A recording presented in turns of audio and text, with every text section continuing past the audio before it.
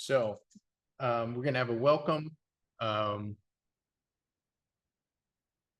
by Nicole, who will also do a follow-up from previous meetings. Then we're going to get into the 5-year progress report. Then we'll have a breakout around strategy updates. And as usual, we'll do meeting evaluation and wrap this meeting up. So we're going to start with the welcome. Thanks, Randolph. Welcome everyone to our June WOCAP Steering Committee. Hard to believe it's already June. And here we are. For the report back, WOAP is really excited to announce that our STEP grant is finally signed. And what that is it's a West Oakland Sustainable Transportation Equity Project, also known as STEP. And we are funded through CARB with a partnership with the City of Oakland, Oakland Parks and Rec Foundation, and HIFI Design. And what we are excited to accomplish this year is an extensive sidewalk repair throughout West Oakland, plus tree planting. Our aim is 1,500 trees planted to create a vegetative buffer. And we will be reaching out soon to West Oakland residents to get your priorities. Again, really excited that we are finally under contract and able to start the STEP work.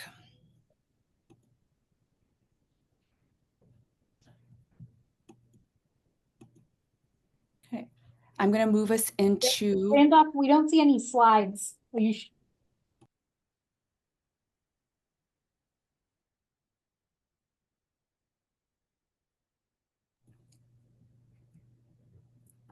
Thanks, Beth. Thanks, Randolph. Okay, meeting schedule for 2024. Okay. There will not be an official steering committee meeting in July, and that is due to summer break. We will, however, have a virtual work session for steering committee members, and the intention of that is a follow-up to the work that we will do this evening. And we really want to look at our strategies and the revisions and receive that input so that we can make all of our strategies as effective and essentially as feasible as possible. And we have that scheduled for Thursday, July 25th.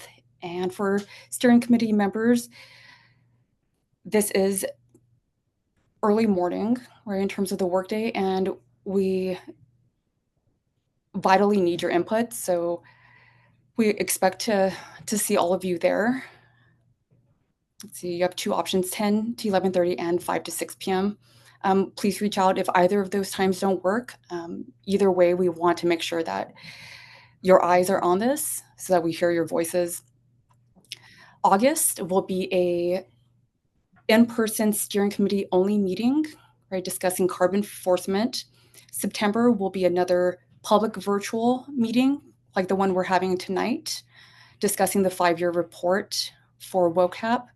October is another in-person steering committee only meeting, right, which will be a work session. And end of the year will be our Owning Our Air town hall, and that is scheduled for November 6th.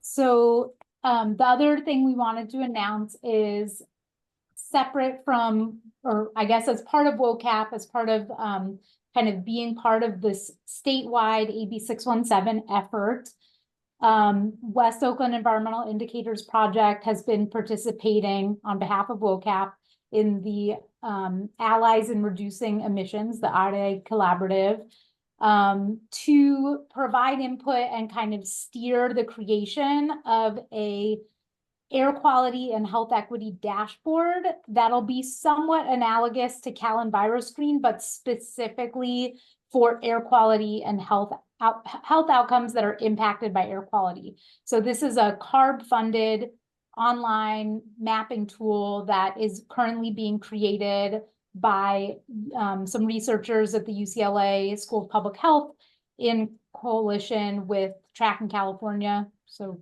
sort of the State Department of Public Health. And yeah, we've been meeting almost weekly with them to provide feedback, and they're going to be having some virtual workshops to get feedback on this draft web-based tool. And we really hope that both the public agency partners and residents and CBOs can attend. Go to the next slide. They have 2 meetings scheduled already for the community residents and community groups on June 25th and June 27th in the evening. Public agencies could also attend this workshop. It's going to be virtual. There's the registration link below. Hopefully someone can, I'll copy and paste in the chat. They are also going to have a special specific meeting for local and state agency staff and other public officials, but that date has not been scheduled yet, but when it is, we will send it out. So yeah, that's it. You can RSVP down there. I'll put the link in, and it should be a really great tool, and they definitely need community feedback on it. Okay, there's the registration for the event. All right, and we also want to welcome a couple of more, before we take some comments from the WOC folks, we want to welcome a couple of more board members, Bill Abudi and David Woolley. Welcome. Randolph, my hand is up to speak about the dashboard. Yeah, I just called you. All right. Also, as a member of the dashboard, this is a new level of critical information that the community should invest some time in and understanding which way the health outcomes from being involved in AB 617. And you will be getting a flyer as the members of the steering committee and the audience next week. Or no, this week, by Friday, we start outreaching to everybody. Thank you. Great. Brian? Yes. Beth, and I know you and Ms. Margaret have been tracking this much more closely than I have, or probably any of us. You mentioned Callan virus screen and some comparison. Can you elaborate a little bit on how it's different from that? Because Callan virus screen is kind of a snapshot of conditions, but I think, and you can square me up if I'm wrong, that this is intended to be a cause and effect kind of action and outcome dashboard based on the kinds of mitigations that communities choose to do. Am I correct in that, or? So I think the difference between Callan virus screen and this tool is Callan virus screen looks at a whole combination of different types of pollution in the soil, air, water, toxics, hazards, like everything, not just air quality related emissions. This tool is not showing sources and emissions. This tool is just showing the health outcomes that research has found are most closely impacted by air pollution. So they've done this whole extensive research analysis, like meta-analysis on like what do we know, which health outcomes do we know are impacted by air pollution, and looking at kind of trying to get statewide standardized data at the zip code level. And then the hope and the vision is that this will be updated regularly so that AB 617 communities, as they're tracking their work over time and trying to see if they're having an impact, that this tool will help provide some of that baseline and then like future tracking data. So it's only going to have health outcomes related to air pollution. It's not going to have Mhm. the socioeconomics. It's not going to have the sources of pollution. They are considering, you know, showing the individual health indicators on the map, and then also potentially creating an index, which would be like CalEnviroScreen, how they kind of combine all the indicators together to create sort of a score. So they are. Beth, Oh, let me sorry. add, Yes, please, Ms. Margaret. okay, also let me add that this kind of data can support how many times an ambulance have to come into a community for health reasons, which we do not have that type of data. How many times people are visiting emergency services, emergency services for health reasons. Mhm. So this is a different type of dashboard that we have not had, and which does not being uplifted in CalEnviro screening. Well, thank you. So I will throw something out that the rest of this group isn't aware of, but you'll hear about it soon probably.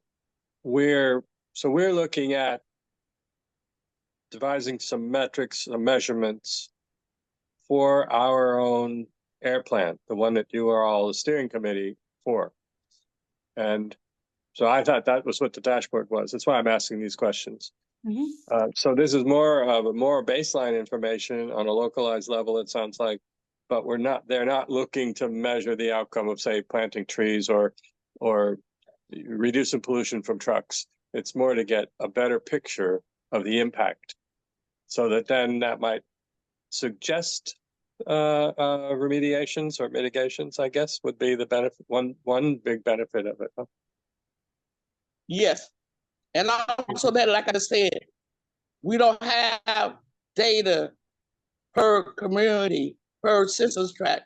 How many times did the ambulance have to come to Yes, help reason to individuals in those impacted areas? We don't. This is new type of data reflecting that type of impact on health that we and exposure that we have not had before.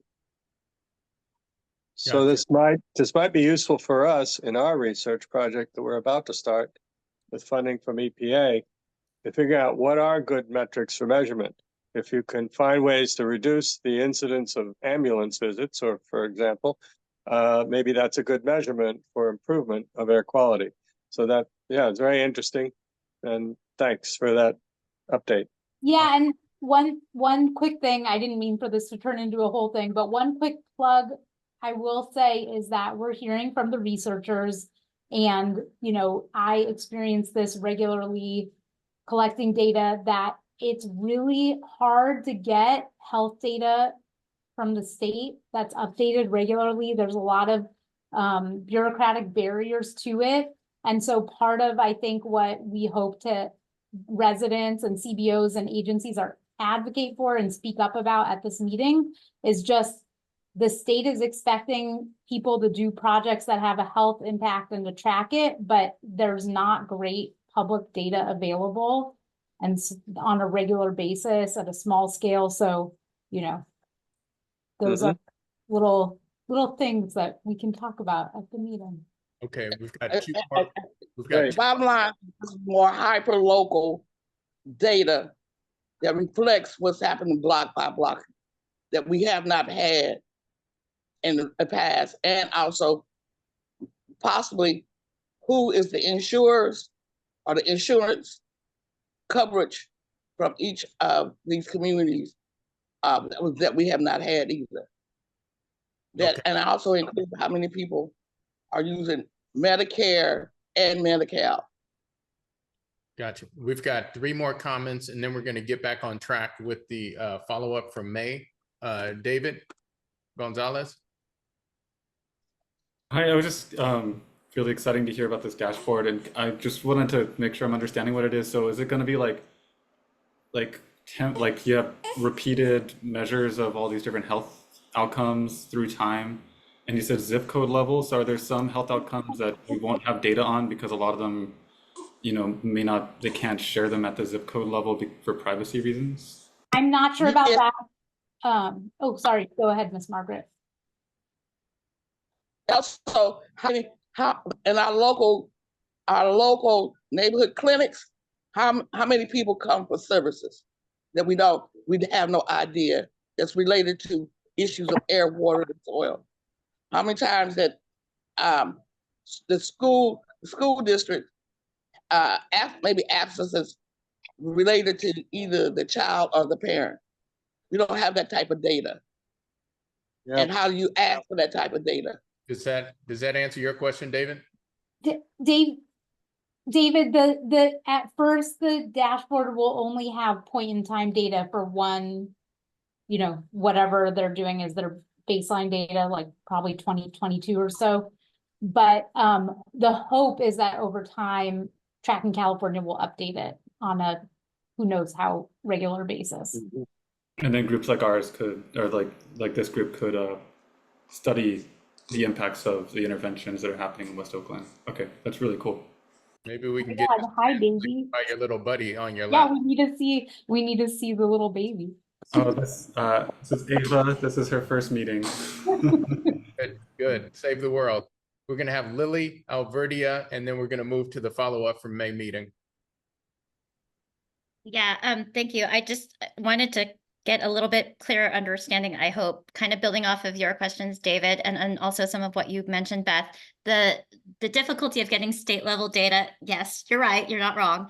But also the different types of communities in California. I saw that CCEJN was one of the partners in this work. And so, issues in the Central Valley don't necessarily match Bay Area urban environments. And further for that, I think that the complexities of the exposure concerns, both built environment and also chemical, non-chemical stressors as cumulative impacts has been like my thing lately. I would definitely like to help participate in whatever capacities I'm invited to, because I think that for the earlier point that was made, different pollution exposures that CalEnviroscreen talks about, like with pesticides and soil and water, it's all true, but some of the health effects manifest at state level data with hospital records in such a way that we don't actually know what is causing what health outcome from what media. So I think that is something that should be discussed so that we can try to do our best with like the different programs with 617 with AIR, and then this dashboard, which seems like it might have some other space for other health outcomes from other media. So thank you. Great. Lily, I want you to understand right now the five CBOs that do environmental justice is trying to shape and frame the questions that we need answers for in relationship to health. This is a total different perspective that the institutions do not have. So these are the questions that we are asking about, because they never talk about ambulance, and they never talk about who don't have a refrigerator and get sick because they can't keep their diabetic medicine at a certain temperature, or people who are not eating right. These are all questions for data that we do not have. Great. And Lily, look out for an inquiry from Nicole. Alverdia, please close out this section. Okay, this is the two-part. Miss Margaret, I heard you say about the clinics. The clinics that we have, are they county-run facilities? Each of the neighborhood base is a combination of the county and the federal government. And the federal, not the okay, so the city really doesn't have any. Okay. So the information we'll get will come from county and federal? Yes, and well, some of it, but also it will be more specific, such as we don't have the data. We know, as an example, I know from having a conversation with the head pharmacist at West Oakland Health Center that they spend more money getting medicine for asthma and diabetes. Where is that data going? How do we use that data? Okay. How do we how do we try to correct those issues of having so much, again, so many respiratory problems related to. Okay, because we have somebody that sits in on our meetings from the county, right? Yes, but can they help they facilitate us accessing the information? Same. No, it's they get their the researchers of this tool have the same and even some better data than the county has access to, because the data gets, the state is the one that kind of organizes all the health data. Okay.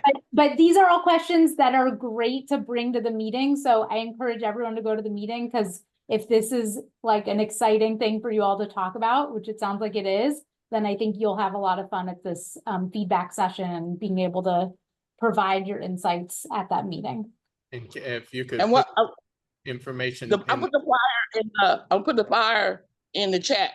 Yes, please. I was just asking that.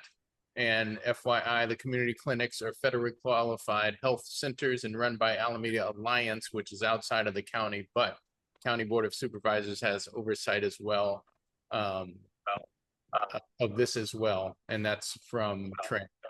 Thank you, Tram. We're going to move to Nicole for a follow-up. Thanks, Randolph. In May, the steering committee had a working session, and we discussed the West Oakland Air Quality Network, or WOC, and essentially what the WOC network is. It's a series of air monitors throughout our 7 impact zones. Our impact zones are areas that were designated from data collected during the creation of Owning Our Air. And we have about 25 monitors that are active right now throughout West Oakland, and those are purple air monitors, followed by 2 more very high-tech monitors, again, throughout the 7 impact zones that are measuring metals and black carbon. So we discussed that, and a lot of insight came from the meeting. Specifically, we looked at our site locations and spent a good amount of time actually looking at additional site opportunities.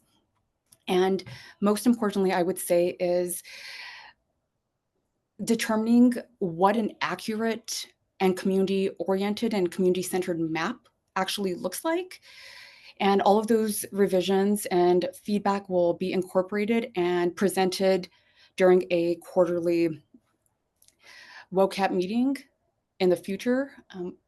But again, wanted to just make sure that we highlighted what was discussed in May during this in-person working session. And I will drop the link to the actual project so that folks can check it out when they get a chance. Thanks, Randolph. Great, thank you. Okay, we are going to move on to the 5-year report, WOCAP 5-year report, the progress report rather, emissions inventory approach. Thank you, Randolph. Thanks, Alicia. Thank you. I can give you a bit of an update, or a bit of a beginning, starting with the 5-year report timeline. So tonight, well, as you may recall, CARB requires each CERP community to prepare a 5-year report, and the WOCAP is now in its 5th year of implementation, and so CARB is asking each of these areas to prepare a 5-year report that looks at how has strategy of implementation gone, an update of the community profile or the community description, update of the emissions inventory, and kind of a description of the implementation process. And so tonight, we're going to do the first part of our strategy evaluation. And so in this, in the timeline, you see here in June, which is sort of in the middle of that timeline, we're going to have our strategy evaluation at tonight's meeting. And then we'll have part 2 in July, on July 25th, as Beth mentioned earlier. The other important thing that we're going to do tonight is give you kind of a preview and a bit of context for the emissions inventory update that will be part of this 5-year report. And Steve Reed from the Assessment, Inventory, and Modeling Division is here to give us that update. Thank you. And as Alicia mentioned, the 5-year report is going to include an update of the community scale emission inventory, and that's an important part of tracking progress. So we want to talk a little bit tonight about how that update is going to be done. And of course, it's been a while since Owning Our Air was put together and released, and we did all the technical work that supported that plan. So we want to go back and just provide a little bit of background and context to refresh everybody on the emission inventory and how it fit into some of the technical analyses that supported the plan. So this slide just gives you kind of a breakdown of some important questions that we try to answer when it comes to the impacts of air pollution. And you can see the very first question, the most basic one, is how much air pollution is being emitted by different sources in the community.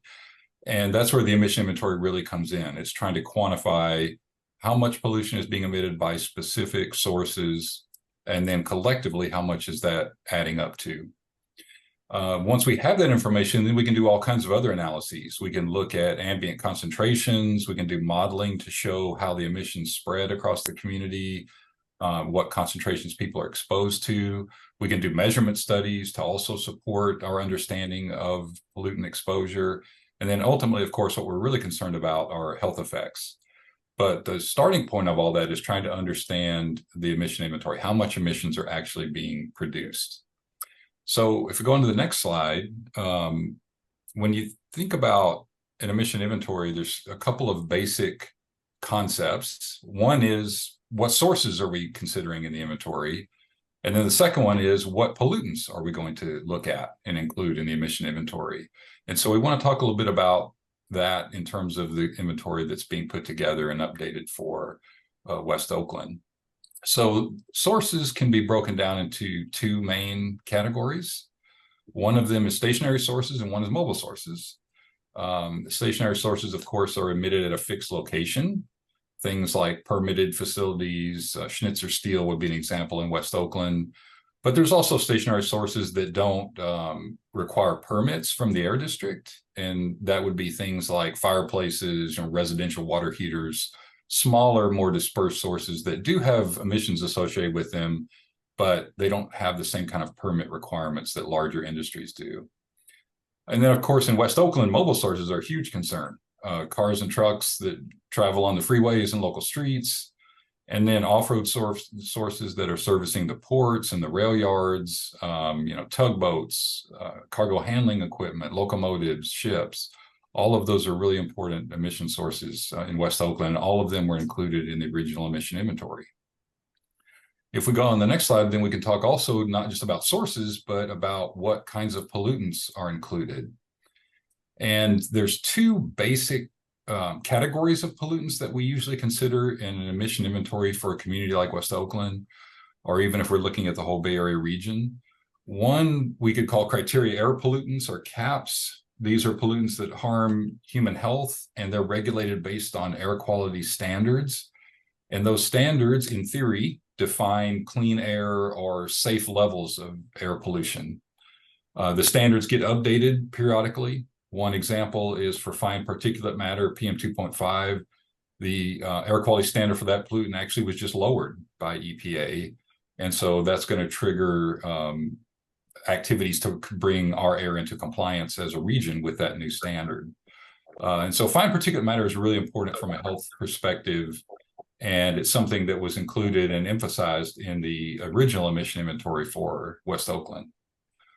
Then the next kind of bucket or group of pollutants are toxic air contaminants. These also cause health effects, serious health effects, and they don't have any safe exposure. They don't have limits or standards like criteria air pollutants. And so one important example for West Oakland is diesel particulate matter, because there's so many diesel sources that are operating in and around the port. And so the emission inventory also is going to include a complete update of our toxic air contaminant inventory. And I see a hand, Ms. Margaret, do you want to jump in now, or do you want to wait till the end? Or is that from before? Or is that from before? Okay. I'll keep going. Thanks. Okay, so now if we go on the next slide, that's kind of the background, the general overview of sort of what is the emission inventory, how does it fit into air quality analyses. Now we want to look at West Oakland in particular and what we did before and what we're going to be doing now. And so the technical assessment for West Oakland that supported the development of owning our air really started not with the emission inventory, but with monitoring studies. And so EIP partnered with EDF and Google and BAAQMD to conduct air quality measurements. In particular, there was about a 1-year period where black carbon measurements were taken from a dense network all across the community. EDF developed maps from those black carbon measurements, and then you as the steering committee used that data and those maps to identify the 7 impact zones that Nicole mentioned earlier. And then all of the subsequent technical analyses really focused on impacts within those neighborhoods, those zones.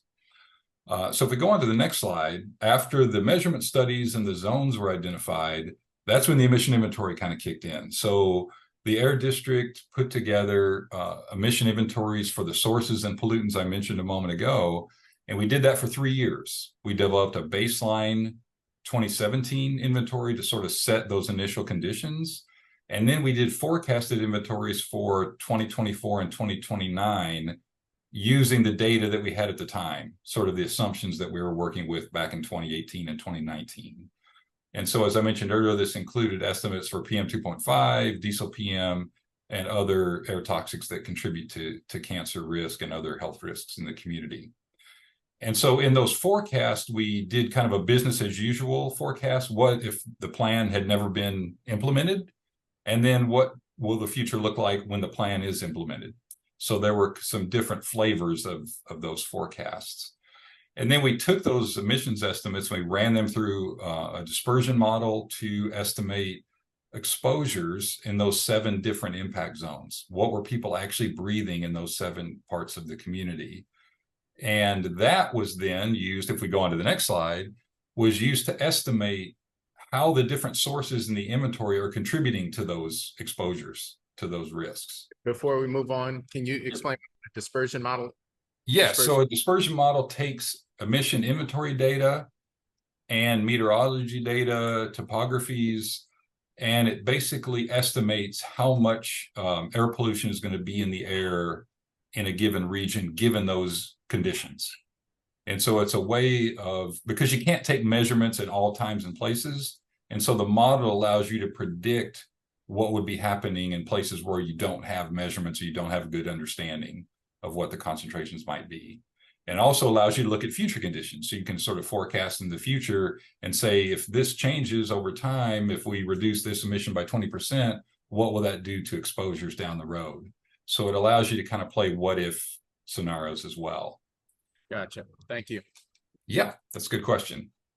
And then the modeling was used to develop, and these are probably familiar to you from owning our air, was used to develop source contribution estimates for each of the 7 impact zones. So this is just one example. There are several charts like this in the plan, but you can see here are the estimated diesel particulate matter concentrations from all the local sources that we modeled in each of the 7 impact zones. And so the zones 1 through 3 that are in the southern part of the community closer to the port have higher DPM concentrations. And you can see the contribution of port and rail sources is really high in those zones. When you get a little further to the north, like in zone 6 and 7, the concentrations are lower, and you see things like on-road mobile sources, highway and street sources beginning to play a larger role. And that's because those are the sources that people are living or near in those parts of the community. So this is the kind of analysis that was used to set targets, set goals, and to compare the 7 different zones and what sources were contributing to air quality impacts in those 7 zones. So this is the kind of thing we're updating now, because we forecasted to 2024 back in 2019. Well, now it is 2024. So we now know much more clearly what's going on with some of these different sources. And so we can go back and take that forecasted data and improve it and update it with more current information. So that's what we're working on right now. This is just a little bit of an overview of some of the new information that we're incorporating into this improved emission inventory. So on-road vehicle emissions, CARB has a brand new, well, it's not brand new now, but they have a new mobile source model they released in 2021. And so it includes all the latest activity data and regulations. And so that'll enable us to come up with a much better mobile source emissions estimate for 2024 and 2029. For permitted sources, we have their reported emissions data from much more recent years. So we're not forecasting what we think is going to happen at those facilities. We actually have data on what they're currently emitting. So we're going to incorporate that into the inventory. And then for the port and rail yards, we have more recent activity data for those facilities, and we have better growth assumptions for what the future is going to look like at those facilities. So all of that information is currently being assessed and analyzed and used to improve these emissions estimates. What that's going to ultimately lead to, if we go on to the next slide, is we're going to have that same bar chart that we showed earlier. Oh, I'm sorry, I'm actually one step ahead. We're also going to be incorporating the impact of new regulations that have passed in recent years through CARB's efforts. So this is a list of statewide regulations that have just passed in the last couple of years.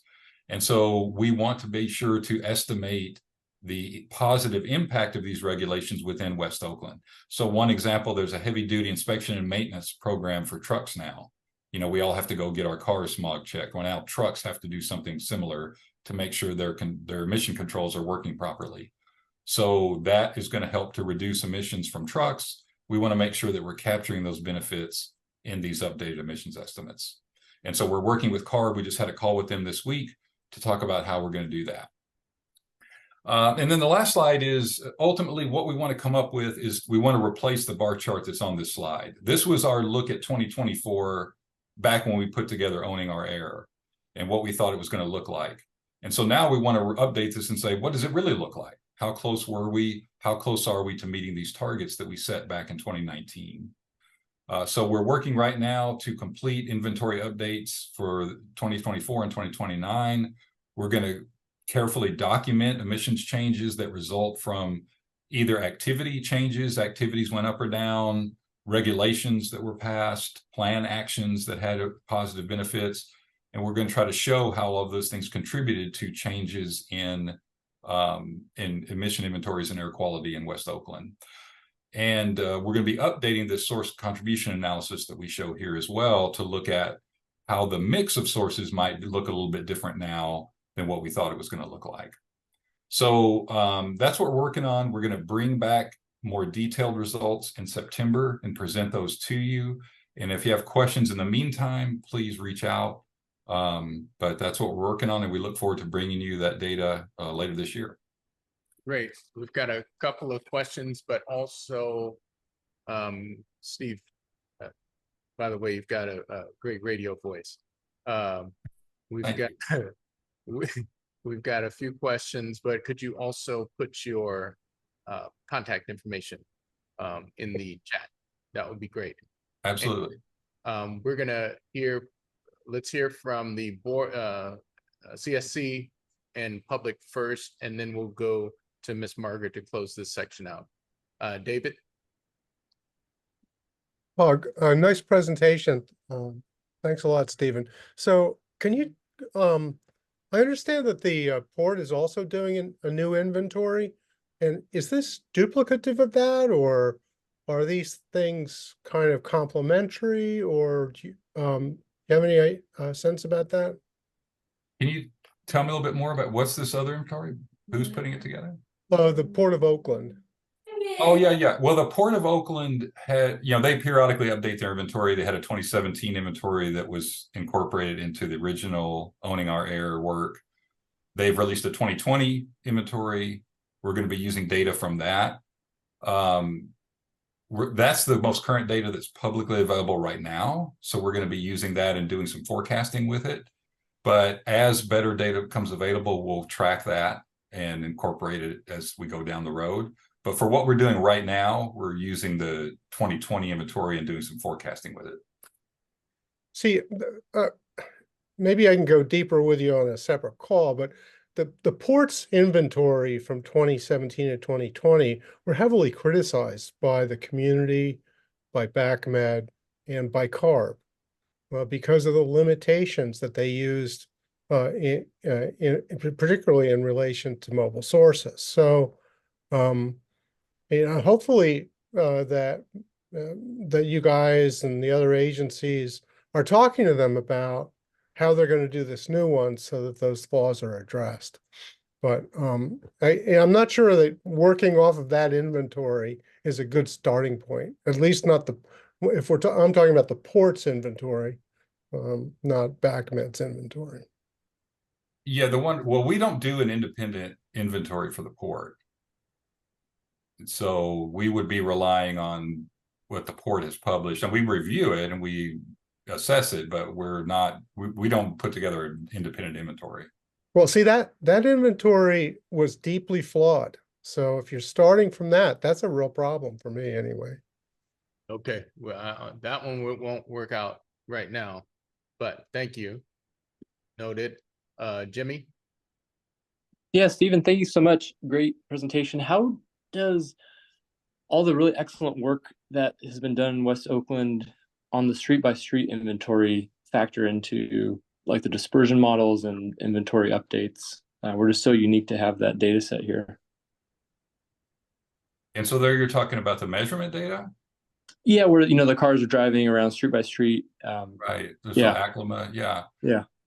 It's a little bit difficult to incorporate that directly into the emissions estimates and the dispersion modeling, because when you measure the air, you're measuring everything that's in the air. So what's being produced in West Oakland, what's being transported in from other parts of the Bay Area, or even, the Central Valley. So you're measuring, if you're measuring PM, for example, you're getting the full load of PM in the air. Whereas what we're looking at is the contribution of local sources that are subject to the plan. And so it doesn't provide an assessment of those other sources that are outside the community that aren't subject to the plan. Now, we can do regional modeling, and we have pulled in some regional modeling results to try to get an estimate of kind of what that background of that transported component is. But when we look at those bar charts and dispersion modeling results that are in the plan, those are from local sources that are subject to plan actions, essentially. That's helpful. Thank you. Gotcha. And as there's Jimmy, and as soon as I heard port and flawed data, I knew I saw Laura's hand pop up. Oh, I think I just made my point on the chat. And also, David is speaking about modeling. Both the Air District and the Port do modeling of emissions inventory. Number two, the ports is a modeling projection of equipment and inventory only. So that data also feeds into the Air District's inventory. And the big difference is that the Air District's inventory covers West Oakland, so we don't measure West Oakland. Now, we're stepping into a whole new area now, and we'll be measuring and monitoring our progress in West Oakland now by putting up air monitors for us to track. So that's new. Thank you. Okay, so we're a little bit behind. We're going to close this section out before we move to the second part of the 5-year report with Ms. Margaret. Ms. Margaret?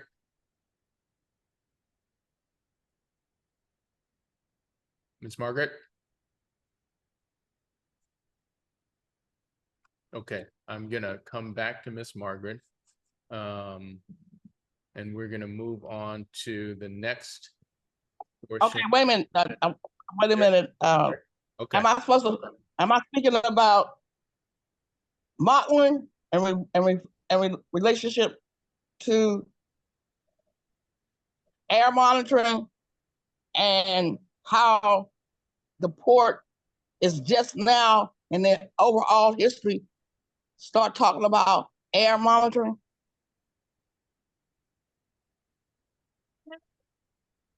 And that was a question to... I would say it is. It is definitely is, because that's the point that David is trying to make. So that's where we are.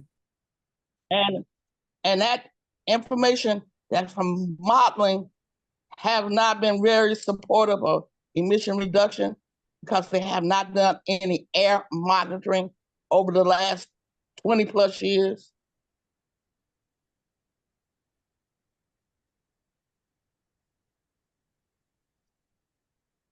Is there a response, or do we want to let that one sit as a statement?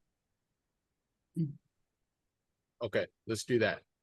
We're going to move to we've got a second part of this 5-year report. And so we're going to move to that and try and catch up a little bit. All right. Okay, good. Thank you. So again, as we continue talking about the 5-year report, and specifically tonight, we just covered the emissions inventory work that's ongoing. The next part is looking at the strategies. And I wanted to kind of situate us and center us in the approach that we're taking. So the way that we're looking at strategies and evaluating our strategies is we're looking at the 1/3 of strategies that did not make progress in the last 5 years. Most of the strategies are either complete, they're in progress, or they are ongoing, meaning they've been integrated into the work of either the Air District or these agencies that are our partners, including the Port. So tonight, again, we're really only looking at a subset, a smaller subset of the strategies from WOCAP. So next slide, please. Okay, and so this is part 1. So you see this little, kind of graphic. So under June, the first rectangle says part 1. And so tonight we'll be looking at the Air District and Port strategies that didn't make progress. Okay, the majority of those strategies from each of these agencies did make progress. So we're really only looking at some of the strategies that didn't make progress and sort of evaluating how can we address that. Then and the idea is that we take feedback from tonight and kind of circle back with the agencies and make sure that we can address the feedback as we continue on in this process. And then in July, as we said earlier, we would do part 2. Now, part 2 will involve the Alameda County Department of Public Health. It will involve various city divisions and departments, and it will also involve the California Air Resources Board. And so again, after July, we'll circle back with the agencies and kind of review the feedback. And then we would in August have kind of a wrap up of part 1 and 2. And we will also provide an update on all the rest of the strategies so that, 70% or 2/3 that are in progress and ongoing. Okay.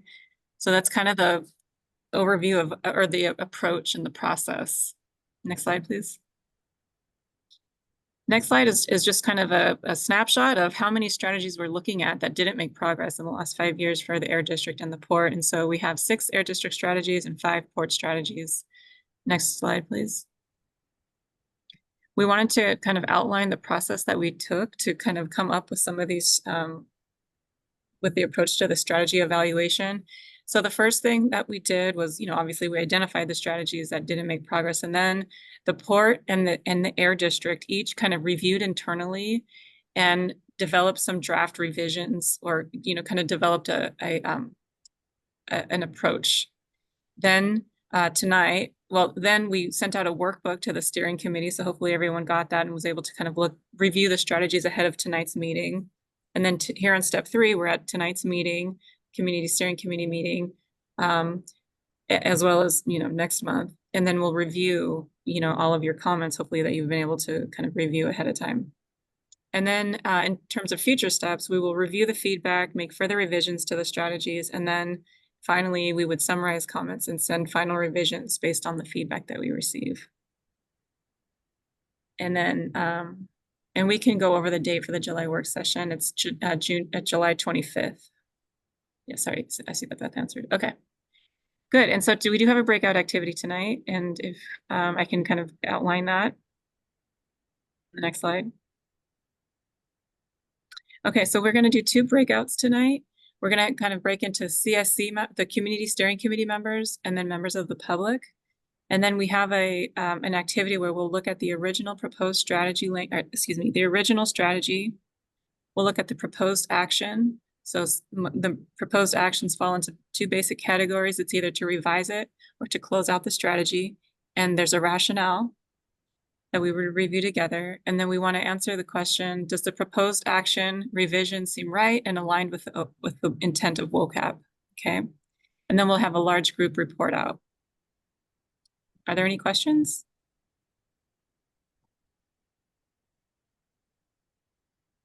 And if not, oh, sorry. We had a little bit more time scheduled for this. If we can try and get this done in 60 minutes, that would put us back on track. Yeah, that's the plan for sure. Okay.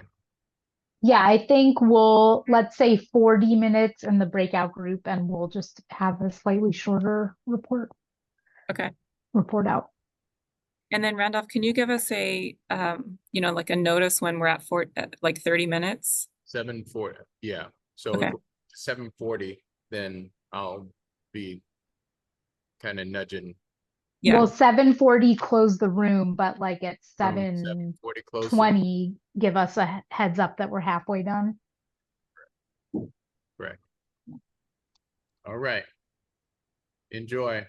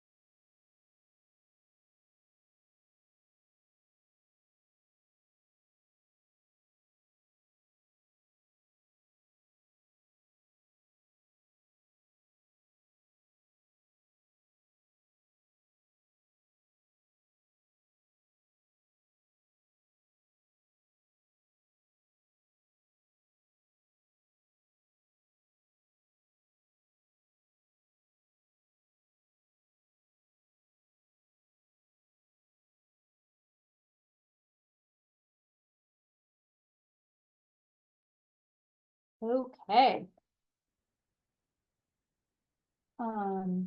Welcome back, everyone.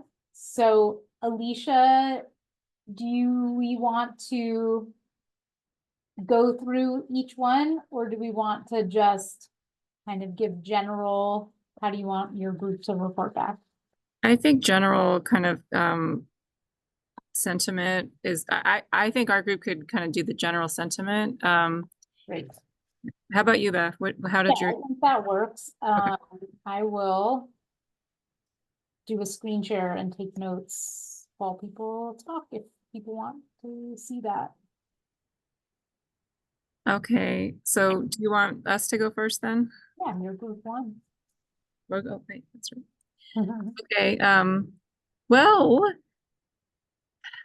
I can kind of begin, and then if others want to chime in, please feel free. We kind of walk through our strategies, and I think that in general that there was, you know, kind of some head nodding, affirmative about the approach taken. So the proposed action to revise the strategy or to close out the strategy. There were some strategies that we had questions about and maybe wanted to rethink the approach. So strategy 67 is about kind of reducing impacts from magnet sources. And so we want to be careful that we don't inadvertently kind of hamstring the port from being, and, you know, maybe some of these, you know, kind of peripheral industrial zones from being that a place for magnet sources. So kind of wanting to make sure that the intent of the strategy serves our purpose and keeps the trucks out of the community, because so I think as worded, it might be a little confusing and it needs to be kind of addressed. Regarding the strategy kind of to this that relates to the Sustainable Port Collaborative, there was that was 21. Oh, right, we were just talking about that. And there is an interest in having more stakeholders involved. Okay. And you know, we didn't get through all of the port strategies, but one of the things that we did kind of close on is that we might want to, you know, I guess I'm kind of curious about your group. Maybe we have a follow-up, or maybe we kind of begin our next session with some of the support strategies. But I guess what I would also like to say, and this goes for all of those strategies, is that you're welcome to submit your comments, you know, either, you know, via the workbook or the, this notes document, you know, within the next week. And then we can kind of take all of those notes, all of those comments into consideration. Some of this can be done, you know, through email. So yeah, like I said, in general, though, I think, you know, there was some kind of agreement with the approach taken. So that was affirming. Great. Does anyone else from group one want to add?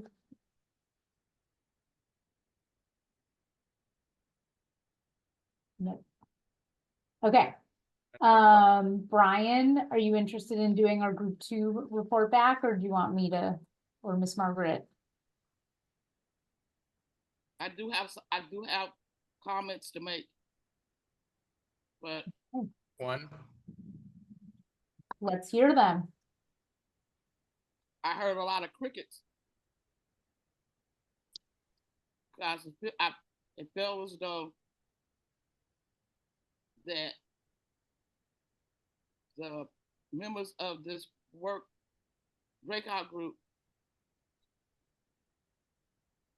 may not be engaged enough on these strategies to have comment. And that's my truth that I heard. It was just four main speakers on the continuous hour of this conversation about these strategies. And it should be more ownership from the residents and other guests to ask questions or make statements or comments. And it wasn't there. The steering committee members did come up with the content that we're reporting back on, and that's where the comments came from. So I'm not sure. Yeah. If there's any additional ownership. Everything, they weren't presenting to the steering committee members, committee members. I think I don't think we need to try to rationalize or justify anything, Randolph. I think and I would welcome people, I welcome the steering committee members, and I welcome the general public to help us understand how we address these complicated issues. How do we look at something that's really complicated, was written 5 years ago, and now we're in a current condition? How do we address it? How do we change it? How do we modify it or update it? I think this is not a criticism of anyone on our side, on the Air District side. They're our partners, but or our consultant partners. But this is really complicated work. And we really need the steering committee to tell us, you know what, I don't even understand what you're talking about, so that we can step back. Because there's no value in the public or the steering committee saying, oh, okay, I don't have anything to say about that because I don't understand what you're talking about. This is critical work. And I'm not criticizing anyone. I'm saying we haven't quite figured out how you go about an update of these strategies. And the Air District has done yeoman's work, Alicia's done tremendous work trying to help us get there. But when I'm in a breakout session and no one has anything to say except Miss Morgan and I, that's a problem, because that suggests that there's some missing knowledge.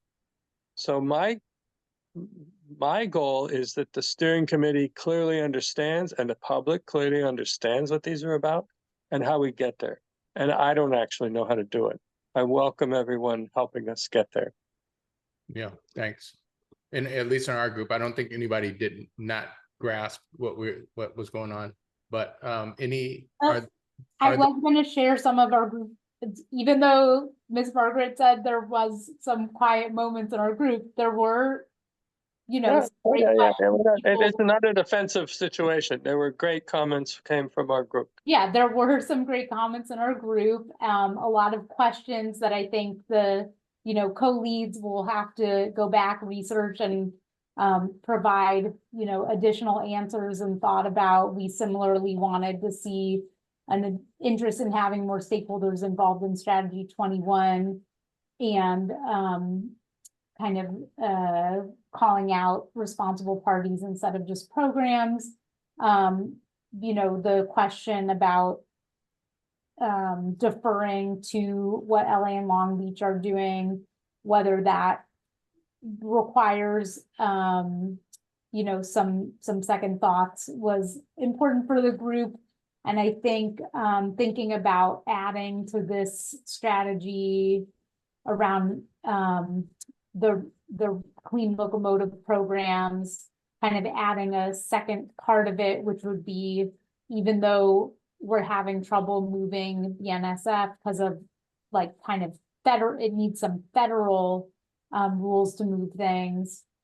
Could the Air District and CARB work to advocate for that at the federal level on behalf of the needs of West Oakland and other similar communities impacted by rail, like Richmond? So that was, I thought, a really good conversation there. This one, we felt like we needed the city added as a partner. Wait, was this the one with the city needed to be part of this? Was this the one where there was one that wanted to see changes in zoning for what's it called? I think it was here. This one wanted to see land use restrictions in industrial areas, which only the city can do. So we recommend adding the city as a additional partner here. Yeah, and some other questions in here. We started from the bottom and went up, so we did get through all the port ones, but we did not get through all the air district ones. Anyone else from my group? Oh, I see Tamara's hand. Yes, this is Tamara. I wanted to just sort of second what Brian said. I know that I sometimes feel confused. First of all, I want to say it's obvious that there's so much work that is going into this. And I think because of that, as everyone acknowledges, it's complicated and it's multi-layered, and it's been going on for several years in terms of the process. One thing I was thinking, and just a suggestion that can be, talked about or thought about, is to maybe have a little recap or summary of 2 minutes before each meeting, even a little history. Sometimes there may be some new people. This was all started X number of years ago, and through a process of this, that, and the other, and now we're working on this, and the end goal is that, just that kind of thing. Because I do feel kind of lost sometimes in terms of understanding how all these parts fit together. And Beth, we had a very good conversation recently about this, and you were, excellent with information. And so I'm just sort of reiterating what our one-on-one conversation was about. But I felt like what Brian said was spot on for my personal experience. Mm-hmm. And again, it's not because of anyone doing anything wrong. It's just the complexity of all of the data, information, and fact finding, and all that.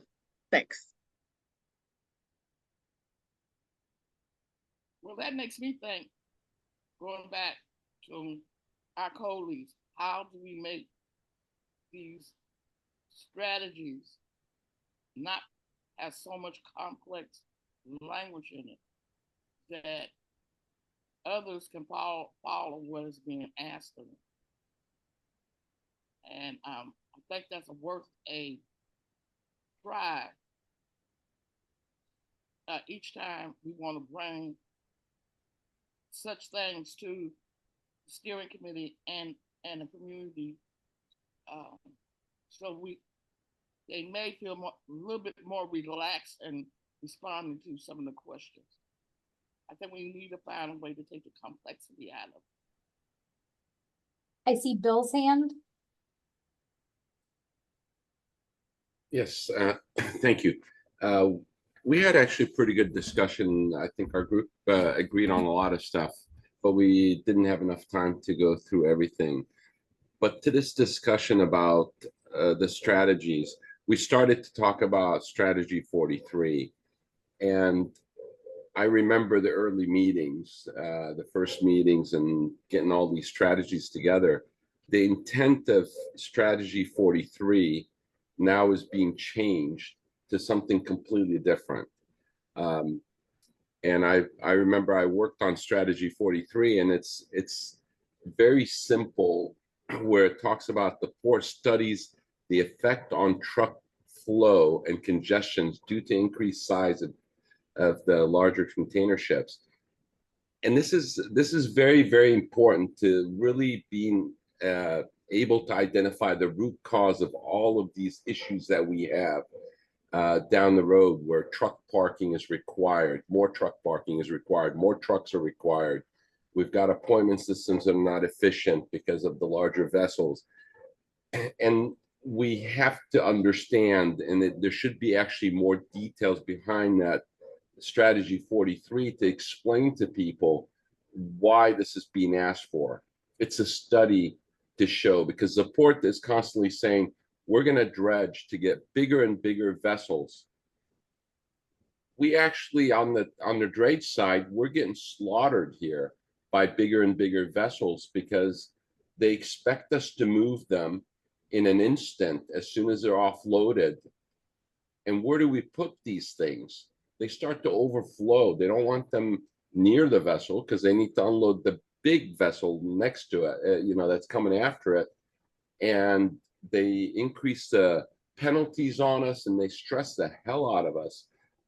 And we need a lot more truck parking and a lot more trucks to do that. And we have peaks and valleys, and it's a big issue. So that was the intent of Strategy 43, is to identify all these issues. Now it becomes more of a PR thing. You know, well, we were doing the fits and we're doing this and we're doing that. But that's not the intent of 43. Okay. And look, Bill, I would like to add that with this U.S. Army Corps Engineer partnership with the port to dredge the turning basin, you just added what is need to be mitigated for this dredging. And as part of on the port and the U.S. Corps of Engineers, they just want to talk about the construction piece. You know, I want to talk about the operational piece, and that's where we do need community to come in and understand the impacts from having a larger ship come in at one time, and that there is an impact off the port into the neighborhood and to the freeways. Well, we're also the business community, and we're stressing. I mean, it's fine. We want more business, but we need to mitigate against it, because to stress out all these local truckers into moving these containers in 2 days when they take 3 days to offload the vessel doesn't make sense. And, you know, on top of it, you talk about now more truck parking is required. The port has the truck parking on a tariff. So every year, business is horrible right now. They just increased another 3% on the truck parking. Then you've got the city of Oakland that's charging 18.5% parking tax. And it doesn't come to us to help us get more truck parking or anything, or help the truckers. It's going to other things. And so that's the issue of these bigger ships. There's a lot that comes with them. You know, just like buying a big car and you have a small garage. It doesn't fit. So you got to work on expanding that garage. Okay, so we're just about at time. Wanted to do a couple of things. There's first, I just wanted to say to everybody, thank you for all of your comments, and we really appreciate them. If there's anything that we can do to help better prepare you to engage and respond, please let us know. That's partially what the survey is for, and just partially why you can contact WOA or any of the folks anytime. So we really appreciate all of your comments. There is something going on with the survey link that we put in. It's not it's not working for me either. Where are you still on? I'm trying to. So that's that. Email that out. So we're working on that.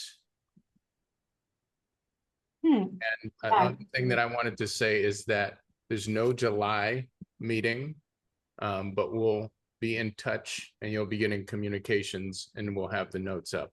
But again, yeah, thanks for all of your participation. It's invaluable that you all are here and participating fully. So give us just a sec. I know it's 8:01, but we're going to try. Oh, seems like the WOAP website is down right now. Oh. So that's why. It's the whole website, not just the form. But I will see what's going on and look out for the recap email tomorrow, which will have a link to the survey. And you'll get a. Clara, can we make sure to include the link to the notes that Alicia put in the chat so people can send us additional comments? Yes, sounds good. Awesome. So once again, just really appreciate everybody's input. Look for some information and stay cool out there. and we will see you all very soon.